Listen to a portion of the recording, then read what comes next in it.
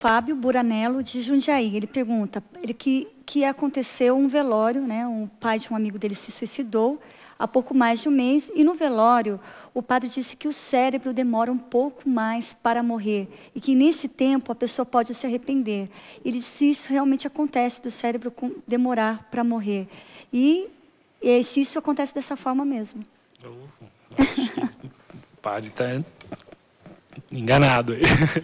A morte, a gente sabe que a morte ela ocorre quando há uma morte cerebral, né? Você só dá o diagnóstico, né? Quer dizer, o médico só diz que a pessoa está morta mesmo quando acontece a morte cerebral, né? Tanto é que a gente tem casos aí da pessoa às vezes fica em coma, né? O cérebro ainda está vivo, embora o organismo não responda às vezes os sinais vitais, mas quando tem a morte cerebral é exatamente quando a pessoa morre, aí ela pode ser enterrada, né? Então não existe morte antes do cérebro morrer. Obrigado, Ellison. Padre, eu gostaria de aproveitar a sua presença, então, porque eu não sou desse tempo, mas eu me lembro, sim, que quando falava-se sobre suicídio, não se falava sobre unção dos enfermos, não se falava sobre a encomendação do corpo, não se falava sobre missa de 7º dia, missa de 30º dia. Eu tenho meu pai que suicidou-se, então precisei conhecer um pouquinho mais sobre isso, e nesses momentos eu gosto de me solidarizar com quem viveu também essa experiência. Como a igreja hoje se posiciona, como ela vê e orienta parentes que perderam seus queridos através do suicídio? A igreja, ela, na sua doutrina, até porque tudo isso são mistérios, né? Então, a igreja, na sua doutrina, ela foi experimentando os mistérios de Deus. E, ao passo que foi experimentando os mistérios de Deus, nós entramos no tempo da misericórdia. A igreja vive esse tempo da misericórdia. Então, todos esses casos, porque a igreja olha de uma maneira, se a pessoa chega ao ponto de suicidar-se, a pessoa não está em sã consciência. Então, a pessoa é livre de toda a culpa naquele momento. A igreja olha dessa forma hoje.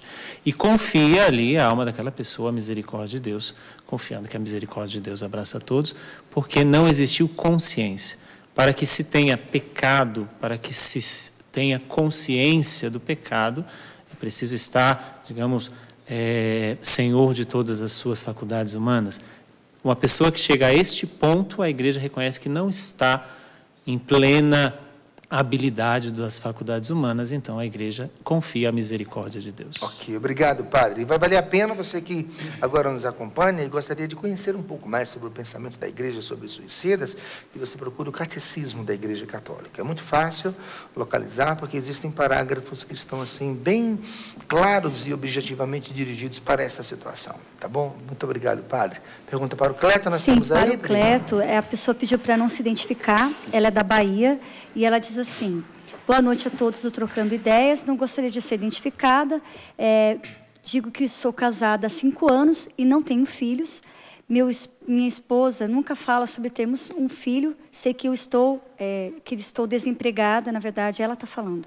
Mas quando começo a falar de ter um filho, o meu marido muda de assunto. Eu não uso nenhum método. Há 3 anos mais ele sempre ejacula fora.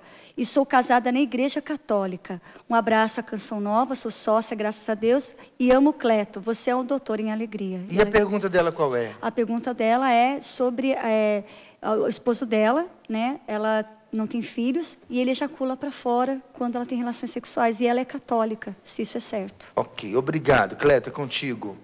Aliás, antes da resposta, responde para mim, porque já perguntaram ali e a Pri falou rapidinho, por que o livro tem jeito? Deixa eu aproveitar e mostrar aqui a dupla. Tem jeito o livro e tem jeito no MP3. Esse livro, ele foi pensado e ele nasceu diante de uma situação de desesperança. E leva esperança. Há mais de 20 anos atrás, eu escutei pessoas falando assim para minha mãe: Dona Mercedes, desiste do Cleto, ele não tem mais jeito. Era uma situação de droga, cocaína, crack, maconha, muita bagunça, uma vida de prostituição, hoje uma, amanhã outra, muita festa, muito sexo, drogas e rock and roll. Então o quadro era esse, e a minha mãe tinha 2 opções: desistir do filho ou acreditar que Deus poderia fazer algo. Minha mãe, de oração, deu uma resposta que foi sábia. Com Deus, o Cleto tem jeito. E eu aqui na Canção Nova, depois de muito tempo, tudo isso começou a voltar no meu coração e eu precisava de levar isso para as pessoas, porque as pessoas viam e me paravam e perguntavam, meu marido tem jeito? Meu filho tem jeito? A situação é essa. E escutando tudo isso, eu colhi em Deus de dar resposta em páginas de livro, levando esperança para as pessoas. O livro ele não se fecha somente em caso de droga, de bebida, mas aquela pessoa que está para baixo, o desemprego está aí, o desespero batendo na porta, a pessoa ficando desanimada, enfim. É um livro que levanta. E não é um livro com uma linguagem de marketing. Essa frase tem jeito não está alicerçada numa frase de impacto de marketing. Tem jeito. Não. O alicerce do tem jeito é com Deus tem jeito. Ok, esses dois aqui, o livro e o MP3, já tem dono, porque assim que o Cleto chegou aqui, ele já presenteou o Ellison, mas você pode adquirir o seu, viu? Ligando no 0 operadora 12 31 86 2600. Pela internet, você vai entrar na nossa loja virtual, no endereço loja.cançãonova.com, você vai encontrar esse produto e tantos outros. Nas nossas lojas Canção Nova também. Tem jeito. E com os evangelizadores porta a porta. Delícia, é isso mesmo. Por isso que nós estamos juntos, para a gente se ajudar. Já fica com o seu aqui. Obrigado. Com os evangelizadores porta a porta. A próxima pergunta para quem é, querida Priscila? Ela fez a pergunta. Ah, pergunta! Responder. Desculpa. Nossa. O pessoal em casa deve ter ficado... Eu vou pegar o Ricardo Sá agora. Eu estava só esperando. E a resposta, rapaz? Essa situação é uma situação delicada. Eu sou aberto à vida. Por mim, se a Carla tivesse condições, ia ter uns 6, 7, 8 filhos. Uma Kombi. 8 filhos. Mas, enfim. Mas é isso mesmo que a igreja espera de nós. Ela recebendo orientação do próprio médico dela, o ginecologista, também procurando um auxílio de um sacerdote, chegamos juntos a uma conclusão que, por causa da saúde dela, bem debilitada, os 3 filhos estavam bons. Mas essa situação é conflitante. A mulher quer e o esposo não quer. Tem momentos que o esposo quer e a mulher não quer. E ainda mais uma mídia trabalhando e pressionando que filho é problema, é gasto, enfim. Mas precisamos voltar lá no dia do casamento. O que a gente fala diante do padre, diante dos padrinhos, diante dos amigos? Promete ser fiel na alegria e na tristeza? Sim. Na saúde e na doença? Sim. Amando e respeitando todos os dias de suas vidas? Sim. Só sai sim. É um sim para lá, outro sim para cá. É sim, sim, sim, sim. Louco para saírem para ir para a lua de mel. Essa é a verdade, essa é a verdade. Sim, sim, sim, sim, sim. Promete acolher os filhos que Deus quer lhes dar? Sim. Promete educá-los na fé? Sim. Só assim, aí. Aí o padre fala, tal, as alianças são trocadas, dá o beijo. E cadê os filhos? E cadê o sim? Cadê o sim que foi dado lá? Entendeu? Então isso tem que ser retomado. Filho é bênção. Filho não é problema. Só que tem gente que prefere um carro na garagem do que um filho. Prefere 2 carros na garagem do que o filho. Prefere uma casa na praia do que o filho. Prefere viajar para Londres e Chicago e New York do que o filho. Então, o filho se torna um problema, mas se não nascer os filhos, não tem continuidade a sociedade, ué.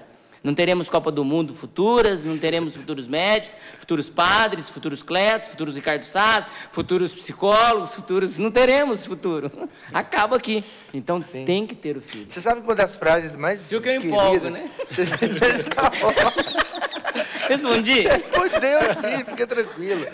Eu me lembrei de uma das frases que eu mais gosto do Beato João Paulo II, que é: o futuro da humanidade passa pela família. Eu gosto. Está aqui no livro, tem jeito. E isso significa que, sem família, esquece futuro. Não tem.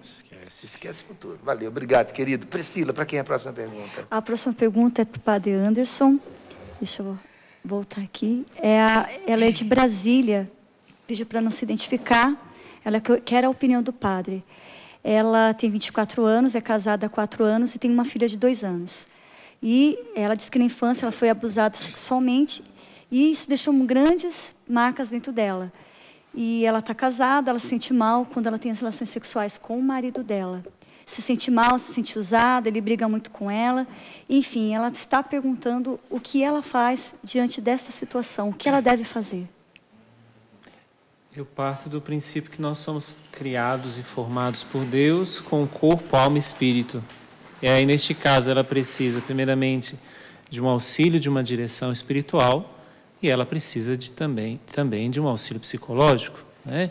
Porque como são traumas que ela traz desde a infância, ela faz uma espécie de transfer, né? De transferimento da situação que ela viveu no abuso sexual para o marido, mesmo que seja inconsciente, mas ela faz esse tipo de transferência.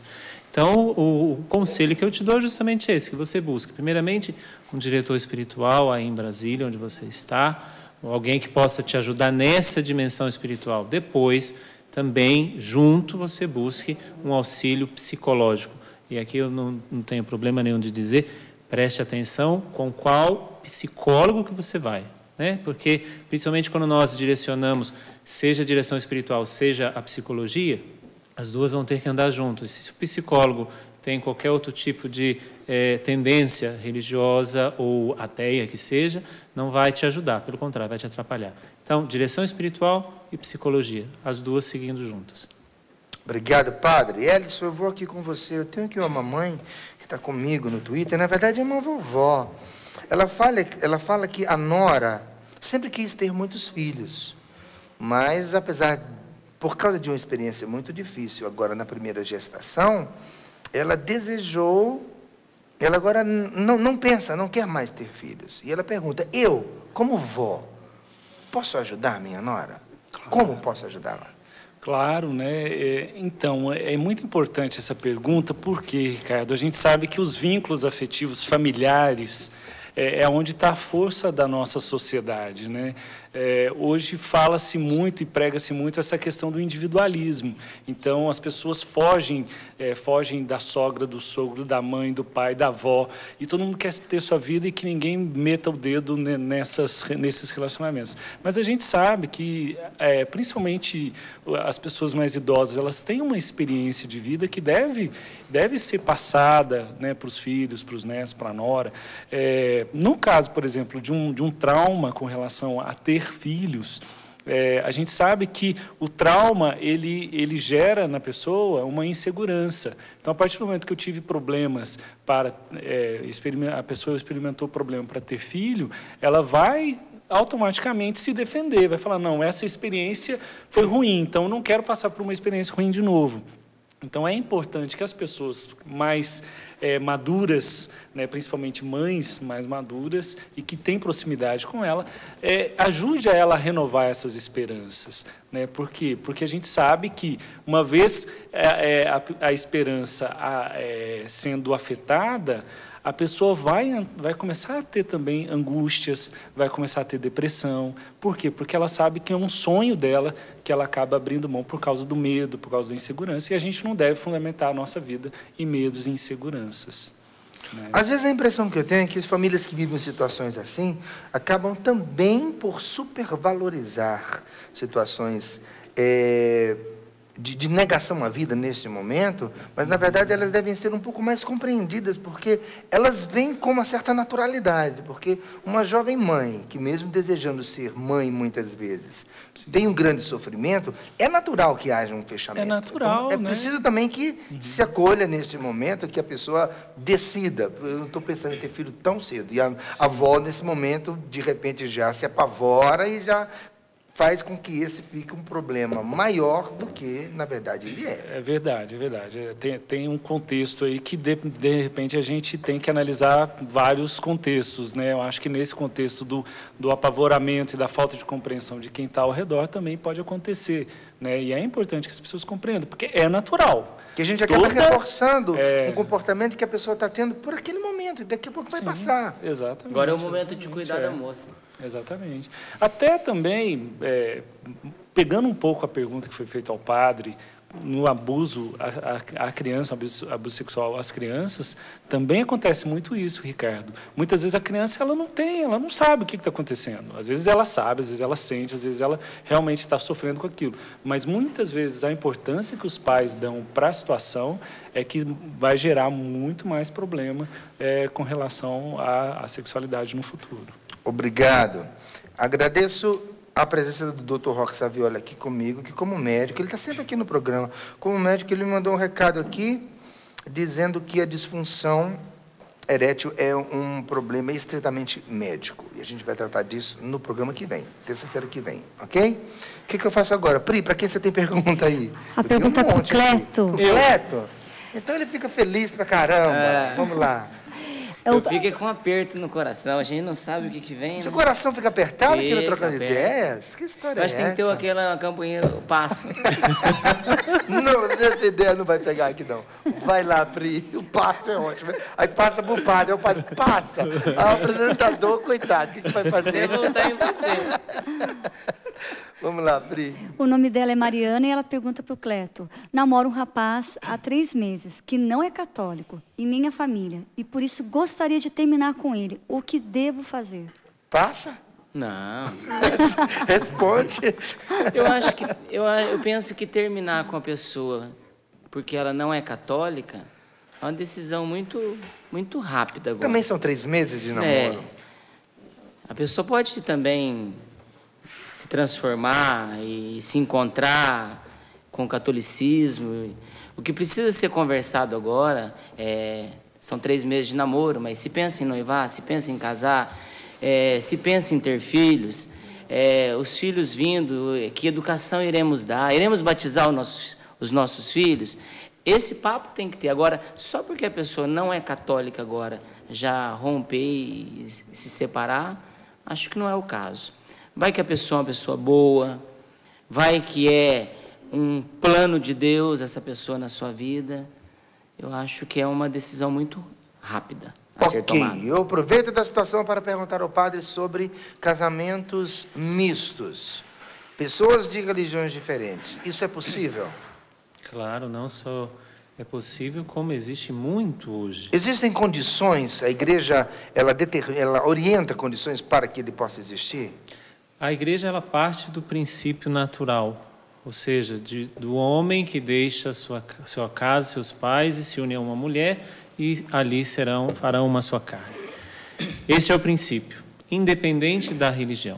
Então, se uma das partes, se o homem ou se a mulher, eles são católicos, existe a possibilidade, neste caso, que aí são casamentos mistos, ou até mesmo disparidade de culto, porque casamento misto nós estamos falando de casais cristãos, ou seja, o católico com um protestante, o católico latino com um católico ortodoxo, e a disparidade de culto seria com outras religiões. Então, um católico e um budista. Neste caso, a pessoa deve buscar a autorização para continuar participando de todos os outros sacramentos da igreja. A parte católica, ela deve buscar a autorização com o bispo de continuar participando da vida de igreja normalmente. E a educação dos filhos? Isso é uma condição, que os filhos tenham uma educação católica. Quer dizer, os dois precisam concordar que os filhos sejam educados, recebam uma educação católica. Justamente. Isso é hoje sério, gera... Não? Justamente. Eu atendi um caso esses dias, muito parecido com esse. Era um casal jovem de 6, 7 meses. Ele era de uma igreja evangélica e ela era católica. Os dois jovenzinhos, ela tinha 20 e poucos anos, ele também. E a grande interrogação era justamente essa. E eles vieram me perguntar: padre, nós nos amamos, queremos sim constituir, já conversamos sobre isso, que foi justamente o que você disse, já conversamos sobre isso, só que agora fica aquele impasse.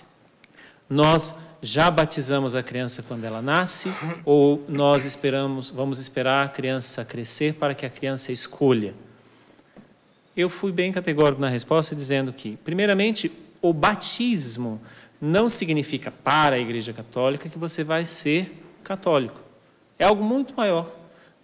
O batismo na Igreja Católica não é apenas para te fazer participante de uma religião, mas para te fazer ser filho de Deus, para fazer participante no corpo místico de Cristo. Então, por que nasceu esse batismo para as crianças dentro da Igreja Católica? Justamente por causa disso. Então, os pais, vendo que era uma graça tão grande a dar aos filhos, quis dar logo que a criança nascesse. Então, por isso que nasceu o batismo dentro da Igreja Católica para as crianças. Não diz respeito apenas para participar desta ou daquela igreja. Claro, ali vai haver uma confusão na cabeça da criança. Por quê? O grande choque vai ser entre o casal, não, hoje você vai comigo no culto evangélico, hoje você vai comigo na missa, ou hoje você vai comigo na sinagoga, hoje você vai comigo na igreja.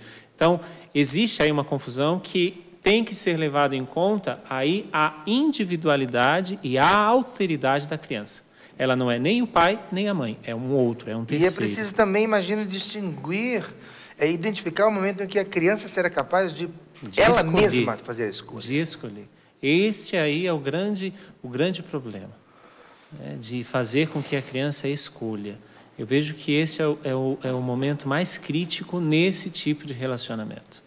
Obrigado, querido.